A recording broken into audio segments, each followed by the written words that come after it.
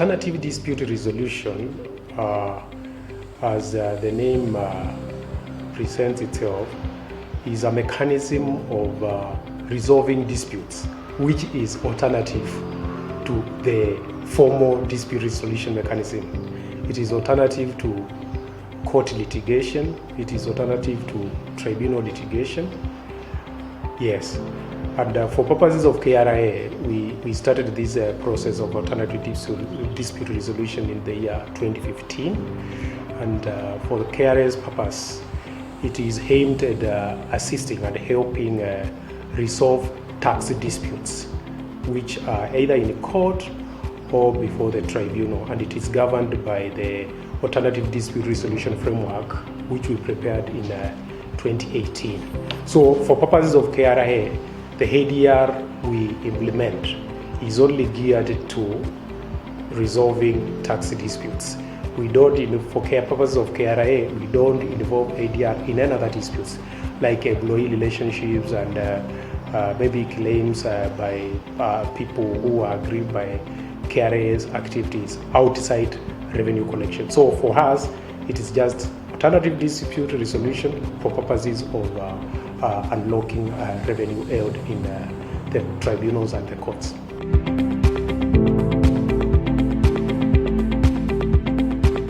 Just like anything which is new, at first taxpayers were not receptive of the alternative dispute resolution when we first began in 2015, actually in June 2015. And that can be informed by even the numbers of cases which got engaged in alternative dispute resolution. So with time, we have engaged in forums trying to get our stakeholders understand ADR. We have engaged in public forums with the Institute of Certified Public Accountants, with LSK, and even KRA itself. And we have even in forums of the judiciary, even the tribunal itself, the Tax Appeals Tribunal, whereby we have tried to enlighten our stakeholders, both internal and external, about what ADR it is, what are the benefits of ADR, because the selling point of ADR is, one, it is very efficient, two, it is very cost effective, because our ADR process is for free. You don't pay anything for it. Very cost effective, and the process again is governed by law. The Tax Procedures Act and even the Tax Appeals Tribunal Act provides that if parties opt to engage in ADR, they should conclude their case within 90 days. And we try as much as possible not to deviate from that statutory requirement, so that we make ADR very effective and very effective and easy to access, and it should work towards resolving the disputes faster. Not a situation whereby parties may take advantage of ADR and maybe come and park cases there. So we try as much as possible to comply with those timelines to ensure that the disputes are expeditiously resolved.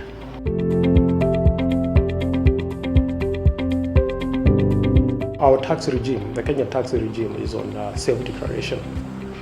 That is, at the end of the period, if it is income tax, at the end of the calendar year, from January to June of the following year, if you have earned any income in Kenya, you are expected to declare your income voluntarily through a return.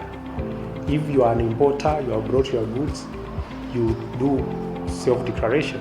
They're using your own self clearing agent to declare what you have brought. So the first thing is it's a self-declaration regime or self-declaration regime. So what happens is after you self-declare, the commissioner in charge of revenue might decide to randomly or guided by particular aspects pick out some of the returns which have been filed by taxpayers and just audit them. The other way how we flag out those taxpayers which are not compliant is it could be through investigation, through informers. They pick out, and then now the commissioner, if he's not agreeable to what you had declared in your return, or that your return does not reflect your actual income, they can do now an audit. The audit is done, and then taxes are raised, and you're told you have tax arrears. We have looked at your books, we have looked at your ledgers, we have looked at your accounts, and going through them, we have found that you never declared what you actually earned for that year, or you never declared the correct goods which you bought for that year. So the commissioner will raise an assessment. At that point now, the taxpayer against whom the assessment has been raised can object to that assessment for one reason or another. Can say, no, that is not the income I earned, or that is not my income, or those were not my goods. Now that is when the dispute arises. So after the objection, the revenue commissioner will look through the objection, and the commissioner has three options on how to deal with that objection. Number one, can agree with the taxpayer, yes, the issues you have objected for, I agree with you. Or can partly agree with the taxpayer and partly disagree. Say, yeah, you have explained to yourself to some extent, but this one has not been explained.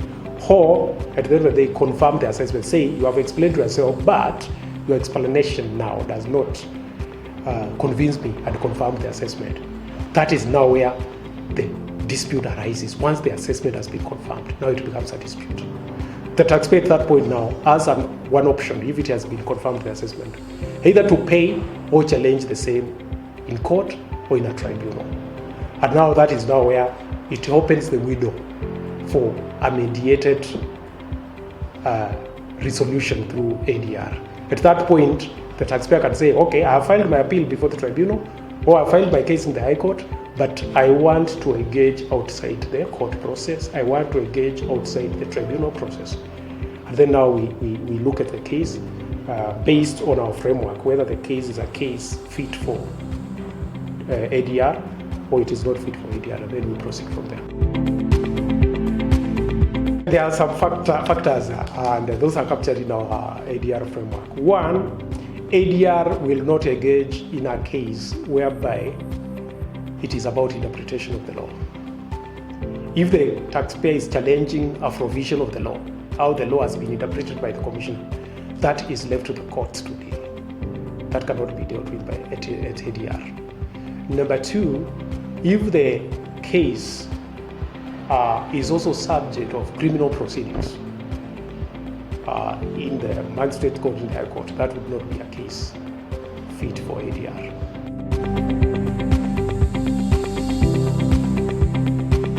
One, the commissioner or the taxpayer, either of them can apply for ADR. So once the application is done, let's say start with if the taxpayer applies for ADR, we'll have to seek the consensus or the agreement of the revenue commissioner whether they are agreeable to ADR. Because again, ADR is a process whereby the two parties must be willing to engage. It can't be one party. So the taxpayer may apply for ADR, but the commissioner say, I'm not interested in ADR, or the case, I don't feel the case is a case fit for ADR. The same way, the commissioner can also apply for ADR, but the taxpayer say, the case, I do not think this case is a case which is fit for ADR, for one reason or another. So when a party applies for ADR, and for this case, let's take the taxpayers apply for ADR, the next thing we do is to do what is called amenability test. We now ask the commissioner, this is the case, the taxpayers applied for ADR, are you amenable, are you agreeable to engage in ADR? Once the commissioner agrees that they are willing, or both parties now are willing to engage in ADR, what happens there is the case is taken to what is called a case review session, whereby the case now is looked in the totality. What are the facts? What is the law? What are the issues? And now frame it or put it in the context of the framework. Is this a case? Does it meet the parameters of a case for ADR? Is it about interpretation of the law?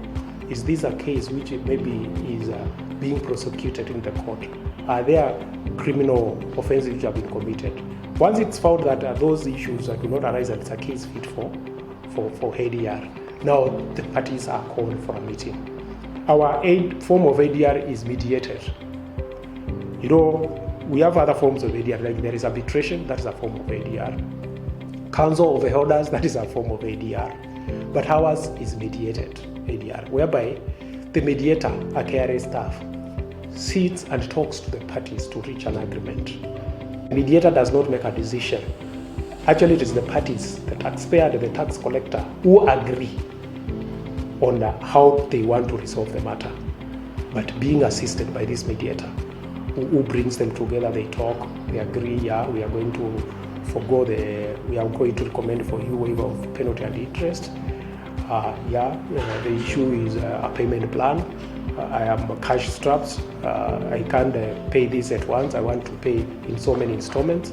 Then they agree, and then an agreement at that point is signed, which agreement now is translated to a consent to be filed in court or in the tribunal.